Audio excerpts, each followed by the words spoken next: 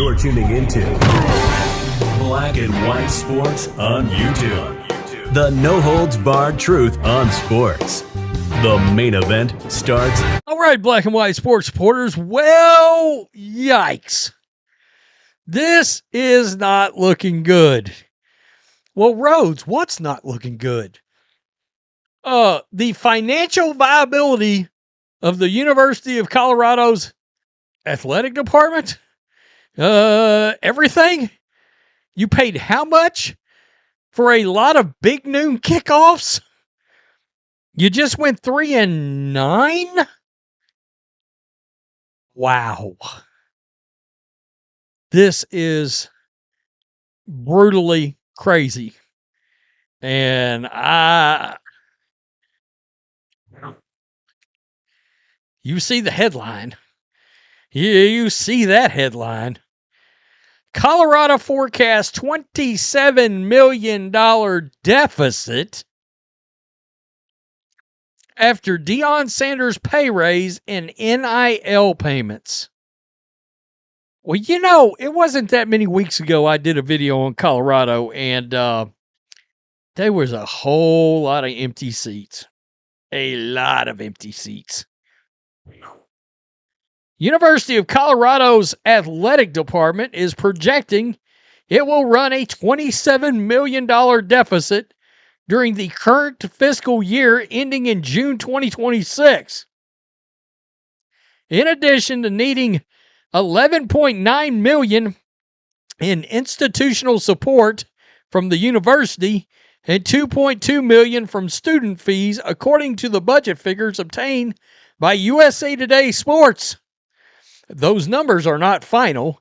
The athletic department is hoping to bring that deficit down by the end of June with revenue from donations, sponsors, and concerts at Folsom Field. In other words, let me give you the layman's version of what the athletic department is hoping and praying to bring down the deficit with a bunch of Hail Marys. Concerts, okay. But it has never reported a deficit that big before, which could potentially leave the athletic department in need of more than $41 million in subsidies from the university, including the institutional support and student fees. Wow. It all comes at a critical time. Athletic director Rick George announced recently he's stepping down at the end of the fiscal year in June. Is this why? Question mark. Is he running for the mountains? He's stepping in the mountains of Bush somewhere, right? Yeah, I'm living in a tent in the middle of the mountains to get away from this disaster. Colorado nearly doubled the pay of football coach Deion Sanders in March, giving him a new 5-year contract worth more than $10 million annually.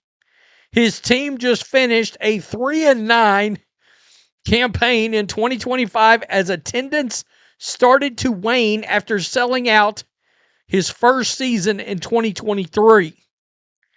Like many other major college programs, Colorado is committed to providing players with up to $20.5 million in annual benefits and direct payments under the NC2A House legal settlement.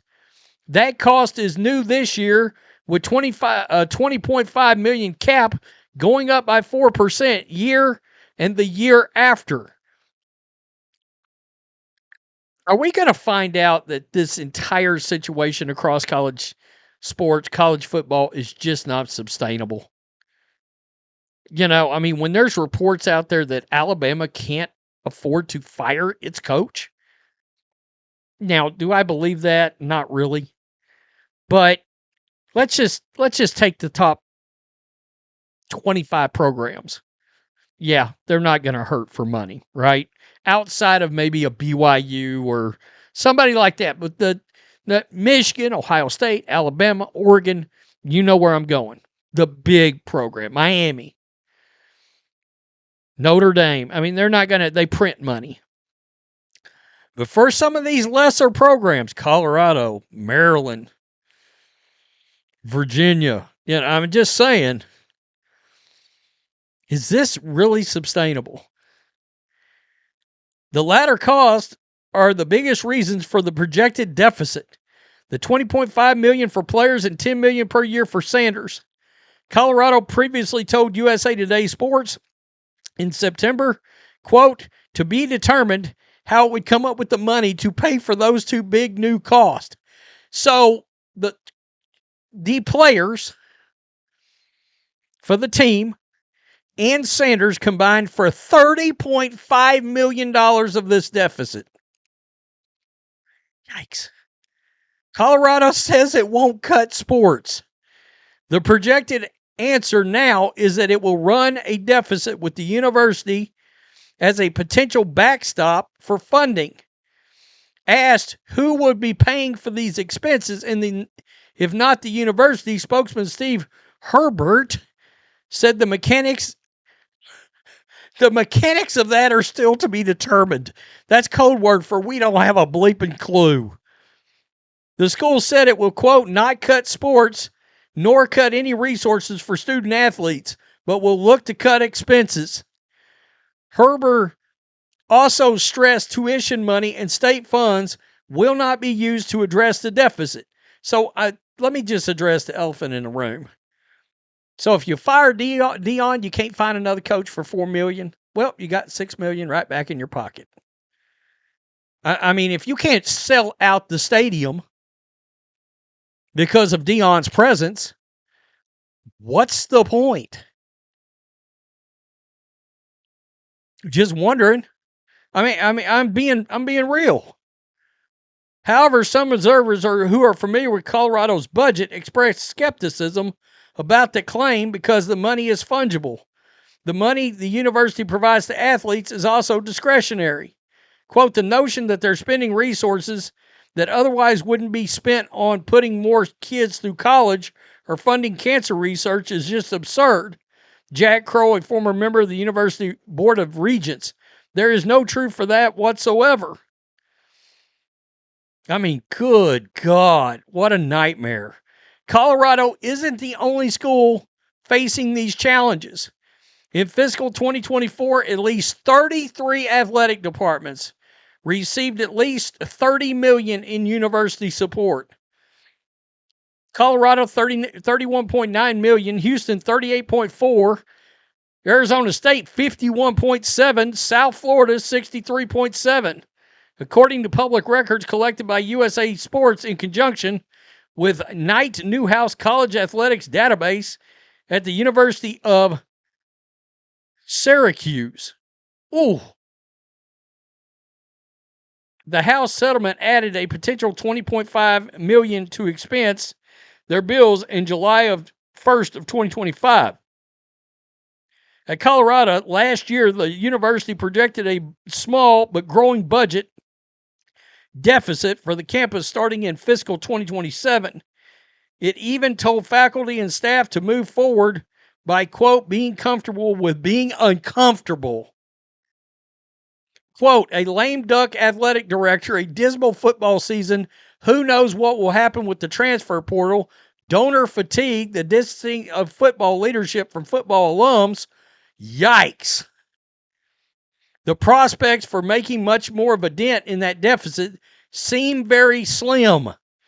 Let me read that to you again. The distancing of football leadership from football alums. Guys, you may or may not have heard this before from me. University, I mean, you always want your big name alumni involved because they can help you with recruiting.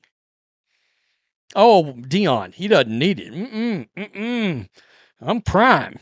Oh, you're prime competing against Ohio State and Michigan and Bama and LSU and Lane Kiffin now. Good God. That's something. I mean, look, it'd be one thing if you're getting that and you're getting all this extra money and you're making it to bowl games and I mean real bowl games of the college. You're slipping in the college football playoff. and your university's going to have all these big-time TV games added to this, all this stuff. None of that is happening. You're not even making it to the, the Goodyear tire, roadside assistance bowl, which I just made up, but it wouldn't shock you. Wasn't there a Cheez-Its bowl for a while? Question mark? Wow.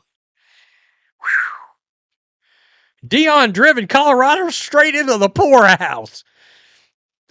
Next athletic director going to have to give blood. Wow. Tell me what you think. Peace. I'm out. Till next time. Thanks for watching the show. Be sure to like, comment, and subscribe. Be sure to tune in next time on Black and White Sports.